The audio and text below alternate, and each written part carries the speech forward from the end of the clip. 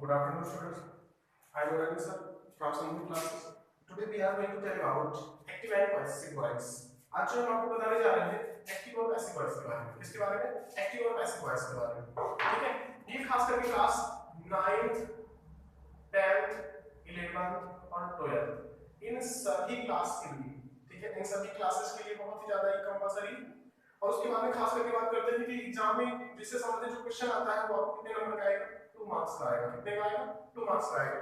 आज जो है ये वीडियो हमारा जिस टॉपिक पे बात करने जा रहे हैं टॉपिक बहुत ही ज्यादा इंटरेस्टिंग है। दूसरी बात ये है कि सबसे ज्यादा इंपॉर्टेंट भी है। और यहाँ पे बात करते हैं कि जैसे दिया हुआ है सबसे पहले दी हुई वॉइस। वॉइस किसे कहते हैं? वॉइस क्या चीज होती है? एक्टिव पैसिव वॉइस का मतलब क्या होता है? ये ब्लैक बोर्ड पे तो सारी चीजें पहले से ऑलरेडी लिखी हुई है, आपको केवल समझना है और उसके बाद में इसको सही से नोट करना है। ठीक है?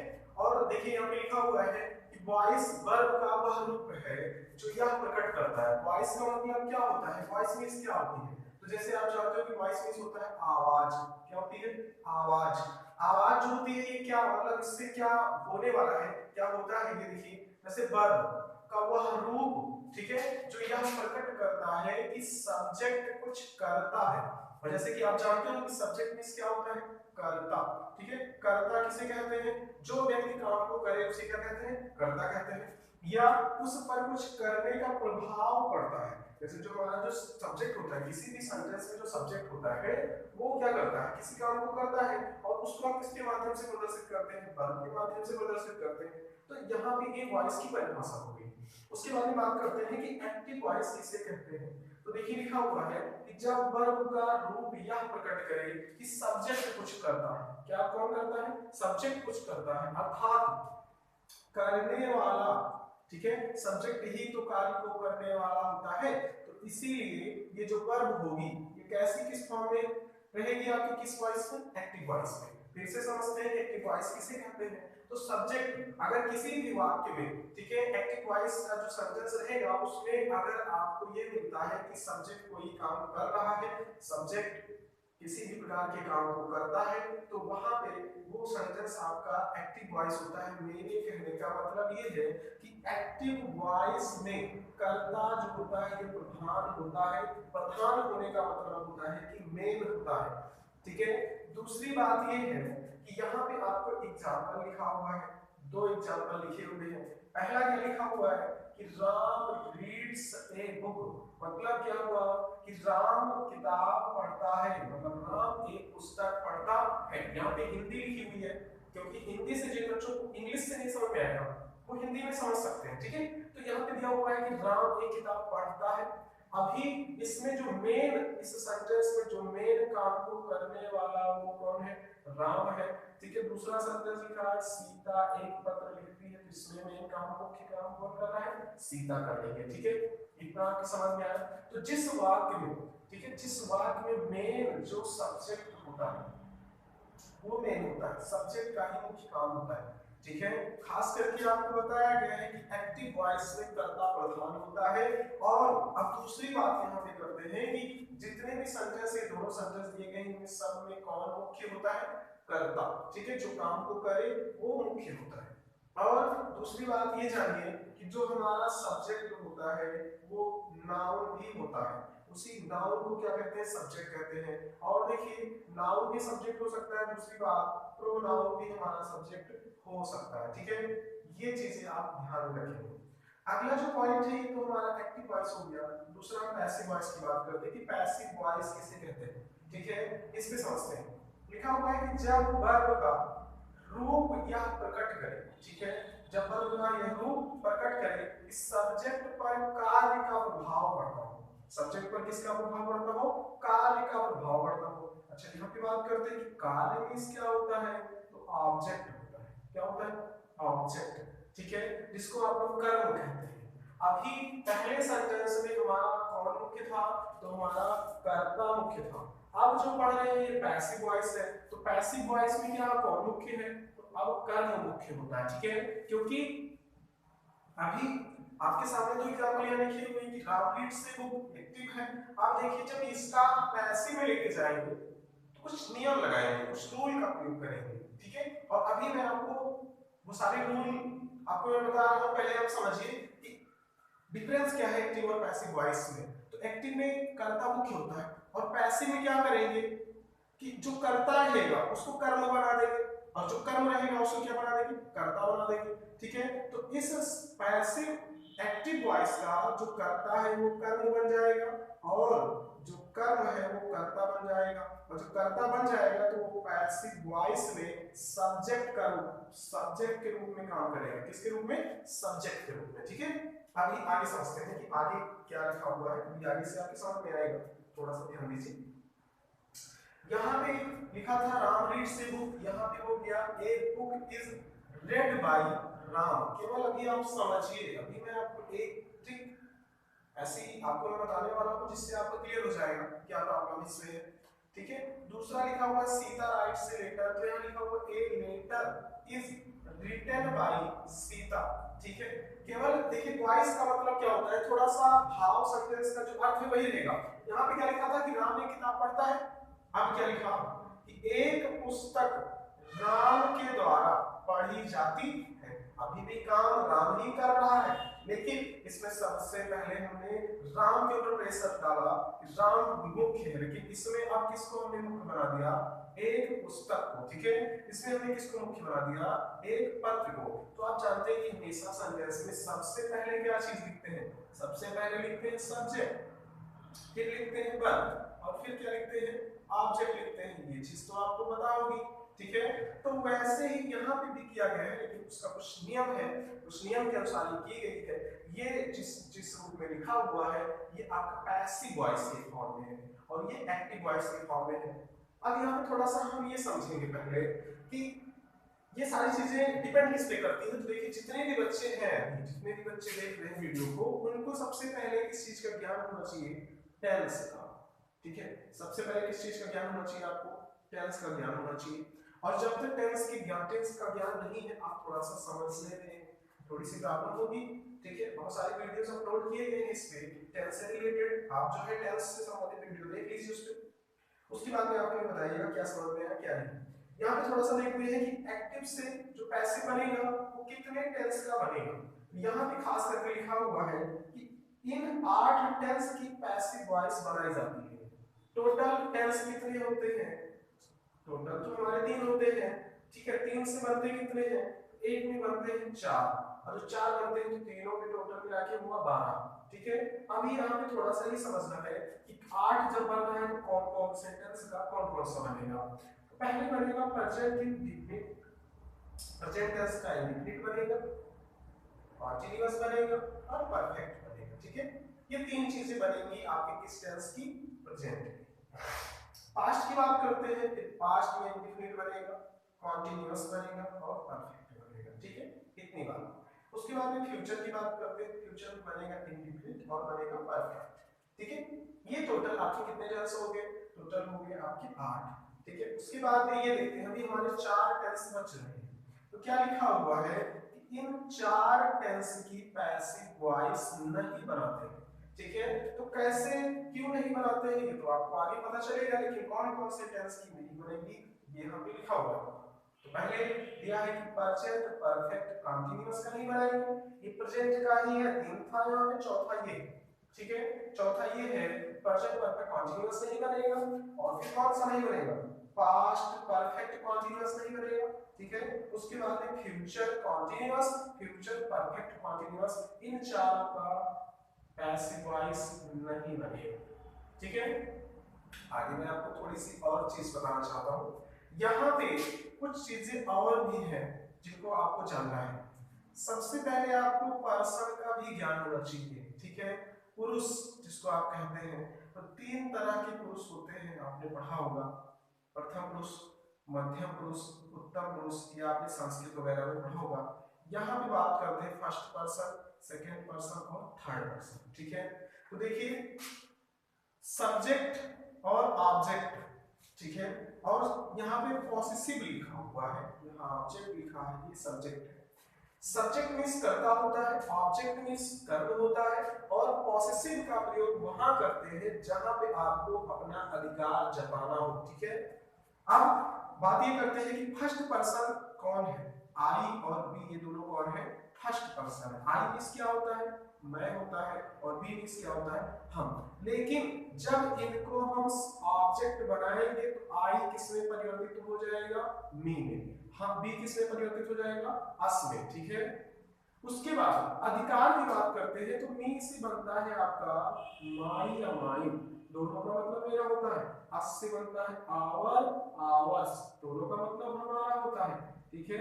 तो ऐसे यहाँ पे आपको करके 3 पर्सन बताए गए हैं, आप पूरी स्क्रीन का स्क्रीनशॉट ले लीजिए तो फिर आगे चलते हैं, ठीक है। और इतनी बात आप ध्यान से समझिए, इतना आप नोट कर लीजिए, ठीक है। आगे हम आपको सबसे पहले बताने चल रहे हैं प्रेजेंट इंडेफिनिट, और खास करके इसमें कुछ चीजें और भी आपको जाननी है। जैसे कहने का मतलब है कि टेंस, जो आप सेंटेंस जो पढ़ रहे हैं, सेंटेंस कितने तरह के होते हैं, जो 5 उसमें बताया गया आपको असर्टिव वगैरह करके, तो उसमें उसका भी हमें इसमें जाना है कि असर्टिव का प्रेजेंट इंडेफिनिट पढ़ना है, फिर असर्टिव का कंटीन्यूअस पढ़ना है, ऐसे करके इसमें पढ़ते आगे बढ़ना है। अभी आप लोग इसके साथ लीजिए, उसके बाद में हम आगे चल रहे हैं, ठीक है। आगे आपको सबसे पहले तो बताने जा रहे हैं कि प्रेजेंट इंडेफिनिट का असर्टिव पॉइंट, असर्टिव कैसे, असर्टिव सेंटेंस का जो है पैसिव वॉइस कैसे बनाते हैं। अभी हम इसको इरेज कर रहे हैं, आप इसके साथ ले सकते हैं। हो गया, चलिए।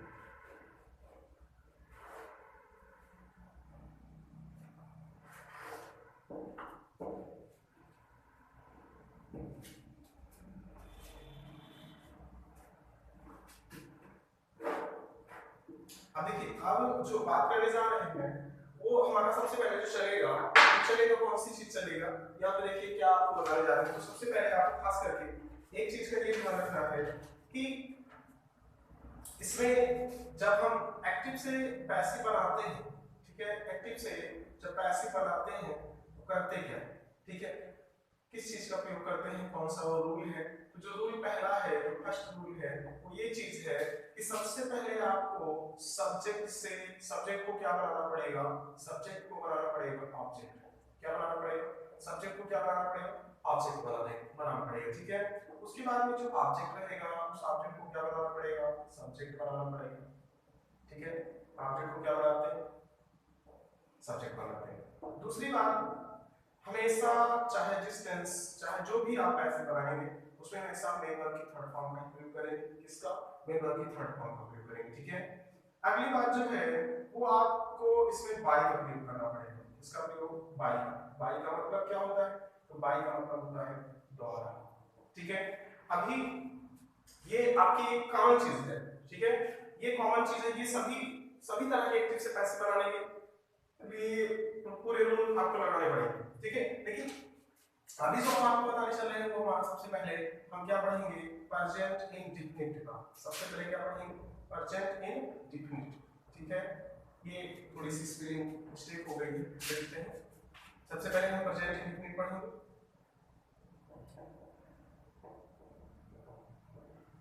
प्रेजेंट इंडेफिनिट, तो प्रेजेंट इंडेफिनिट में जब पढ़ना शुरू करेंगे तो इसमें मान लीजिए आपको अगर कोई सेंटेंस मिलेगा तो खास करके वो जो टेंस रहेगा वो कौन सा रहेगा, वो प्रेजेंट इंडेफिनिट रहेगा, ठीक है। हम आपको एक सेंटेंस दे रहे हैं यहाँ पे और उसके बाद में आपको बताते हैं कि किस तरह से शुरू करते हैं, किस तरह से बनाते हैं। मोहन राइट्स, राइट्स की स्पेलिंग क्या होती है, WRITES होती है, राइट्स के लेटर। अभी सेंटेंस आपके सामने लिखा हुआ है, अब हमें क्या करना है, इसको बनाना है। अभी ये किस टेंस में है, किस सेंस में है, एक्टिव में है, और फिर हमें किसमें चेंज करना है, इसको पैसिव में करना है। किसमें करना है, पैसिव में करना है। तो बाबू इसके लिए एक रूल आपको बता रहा हूं, वो रूल आप लगाइएगा। एक्टिव से पैसिव बनाने की एक खुद की बनाई हुई एक थोड़ी सी मेथड है, समझ में आएगी तो फिर जो है चैनल को सब्सक्राइब और लाइक करिएगा। देखिए कैसे करेंगे, तो सबसे पहले आप जो है यहाँ पे मैं एक रूल आपको बता रहा हूँ, ये रूल आप जो है सिंपल सा लिख लीजिए।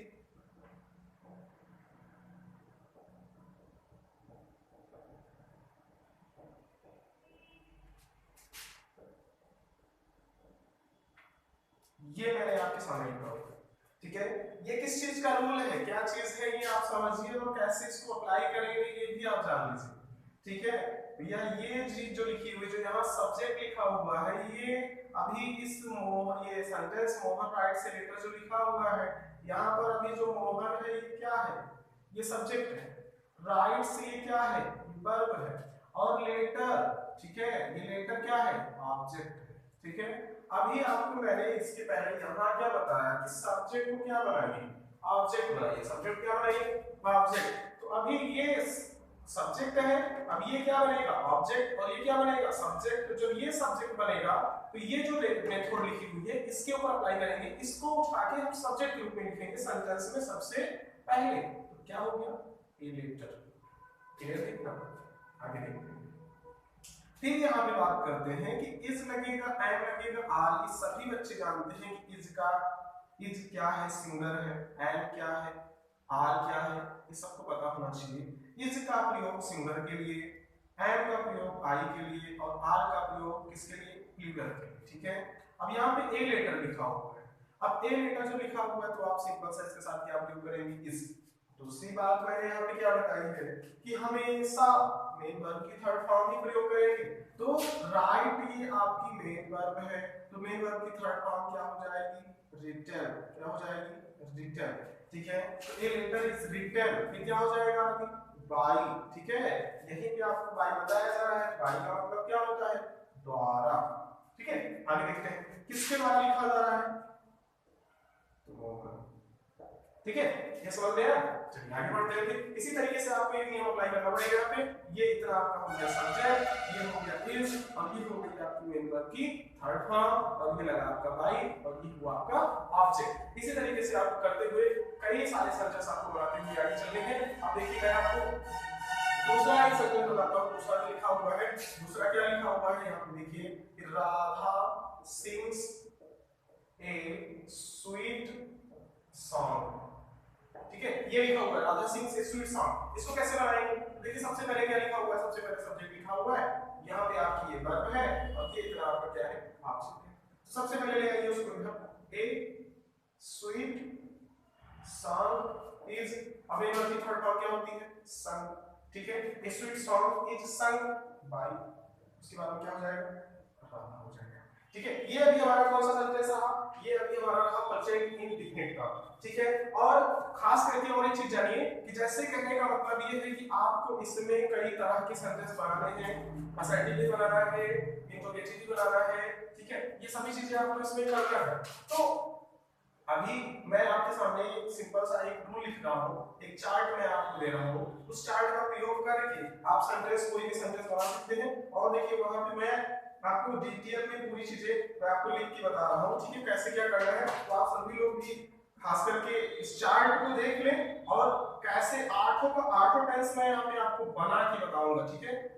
देखिए पहला एक सेंटेंस लेते हैं, क्या है वो, कि जैसे लिखा है मैंने कि I write a letter, I write a letter, ठीक है। अब आई राइट ए लेटर ये लिखा हुआ है, ये आपका एक्टिव का सेंटेंस है। अब इसको टोटल हमें कितने टेंस में कन्वर्ट करना है, कितने में करना है, 8 में करना है, कितने में, 8 में करना है। तो मैं यहाँ पे आपको करके बता रहा हूँ, और ठीक है, और सबका रूल मैं आपको बता रहा हूँ कैसे आप नियम का प्रयोग करोगे। और खास करके जितने भी बच्चे वीडियो को देख रहे हैं सबको समझ में आना चाहिए, और आज समझ में आएगा तो कंफर्म है, ठीक है। तो क्या हो गया, अभी देखो ये सबसे पहले हम इंडिकेट कराएंगे तो हो जाएगा ए लेटर इज, उसके बाद में राइट में क्या हो जाता है, रिटन बाय, और आई को किसमें चेंज करते हैं आप, मी में। ये कौन सा टेंस है आपका, ये है प्रेजेंट इंडेफिनिट, ध्यान से समझिएगा, ठीक है, प्रेजेंट इंडेफिनिट हो गया। अब इसका रूल जो आपको मैंने बताया है, रूल इसका क्या होगा, रूल इसका यही हो जाएगा कि कैसे बनाया गया, तो सब्जेक्ट इज एम आर, ठीक है, उसके बाद में क्या लगाएंगे आप, मेन वर्ब की थर्ड फॉर्म, फिर बाय, और फिर ऑब्जेक्ट।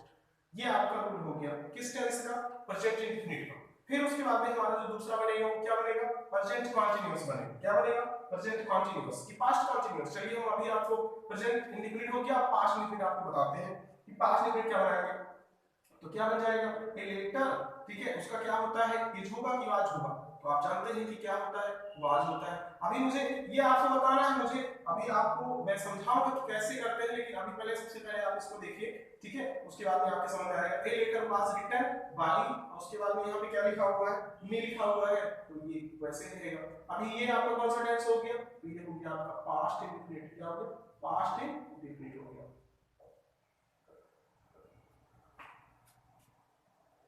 ठीक है।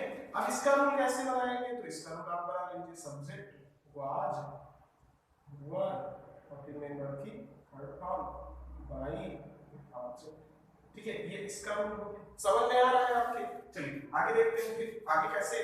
आठों का आठों मैं आपको बता रहा हूँ, उसके बाद में आज जहां तक है आपको आज समझा के छोड़ूंगा। ठीक है, तीसरा यहाँ पे देखिए, तीसरा क्या हो जाएगा, तीसरा कौन सा बनेगा, तो फ्यूचर इंडिफिनिट बन जाएगा इसमें। ठीक है, जब फ्यूचर इंडिफिनिट बनाएंगे तो कैसे बनेगा, देखिए ए लेटर, और उसमें आप जानते हैं क्या आता है, बी सेल आता है, और जब आप फ्यूचर बनाते हैं तो उसमें आपको बी का प्रयोग करना पड़ेगा। ठीक है, किसका, बी का। तो a letter will be written by, और आई का क्या हो जाएगा, मी हो जाएगा। ठीक है, अब ये कौन सा टेंस रहा, ये आपका रहा फ्यूचर, क्या रहा, फ्यूचर इंडेफिनिट। ठीक है, अब इसका रूल कैसे बनाएंगे, इसका रूल बना लीजिए, सब्जेक्ट फिर क्या लगेगा, विल शैल बी, और उसके बाद में फिर आपको पता है कि हमेशा मेंबर की थर्ड फॉर्म प्रयोग करते हैं, फिर बाई और फिर अभी आज मैं आपको टोटल कितने सेंटेंस, मैंने आपको केवल 3 बताया। ठीक है, आज की वीडियो में हमारा केवल 3 तरह का रहेगा। और अब देखिए, अभी आपको मैंने केवल क्या बताया है, पॉजिटिव डिफिनिट बताया है, पास्ट डिफिनिट बताया है, फ्यूचर डिफिनिट बताया है, केवल आपको अफर्मेटिव का बताया है। जैसे किसका बताया है, अफर्मेटिव सेंटेंस का बताया है मैंने, और किसी चीज का आपको मैंने बताया नहीं है। ठीक है, अभी इसके बाद में अगली वीडियो जो हमारी आएगी उसमें आपको पता चलेगा कि और किस तरीके से बनाते हैं। अभी अफर्मेटिव हो गया, उसके बाद में मैं आपको नेगेटिव भी बनाना बता दूंगा, उसके बाद में आपको इंटरोगेटिव भी बनाना बता दूंगा, किसी वीडियो में बताऊंगा। और ध्यान से आप समझते रहिए, एकदम सरल है, आराम चाहिए। ठीक है, देखिए क्या लिखा हुआ है, आपको क्वेश्चन क्या मिला हुआ, तो क्वेश्चन आपके सामने लिखा हुआ है, सबसे ऊपर लिखा हुआ है कि आई राइट, क्या लिखा हुआ है, आई राइट ए लेटर, क्या लिखा हुआ है, ध्यान से समझिएगा, आई राइट ए लेटर। अभी आपने इसको किसमें चेंज किया, आपने एक्टिव में चेंज किया, लेकिन एक्टिव असर्टिव, असर्टिव सेंटेंस जो है, मतलब कहने का मतलब है इसको असर्टिव में आप चेंज कर रहे हो। अभी तो क्या आपने बना दिया, रूल अप्लाई किया, तो रूल अप्लाई करने पे रिजल्ट आपको क्या मिलता है कि a letter is written by me. ठीक है, ये तो आपका अफर्मेटिव हो गया। अभी आपको क्या बनाना है, नेगेटिव बनाना है। तो नेगेटिव जब बनाएंगे तो सिंपल सा रूल है भैया कि जहां पे एम आर मिले इसी के बाद में आप तुरंत जस्ट क्या अप्लाई करोगे, नॉट का प्रयोग करोगे। जब नॉट लगाओगे तो कैसे बन जाएगा, तो ए लेटर फिर इज हो गया, फिर यहीं पे नॉट लगा दीजिए। ठीक है, इसी के बीच में क्या लग जाएगा, नॉट लग जाएगा, और नॉट लगने के बाद में फिर आपको क्या हो जाएगा, रिटन। ठीक है, letter is not written by me, ये आपका बन गया, क्या बन गया, नेगेटिव बन गया। ठीक है, इंट्रोगेटिव देखिए, इंट्रोगेटिव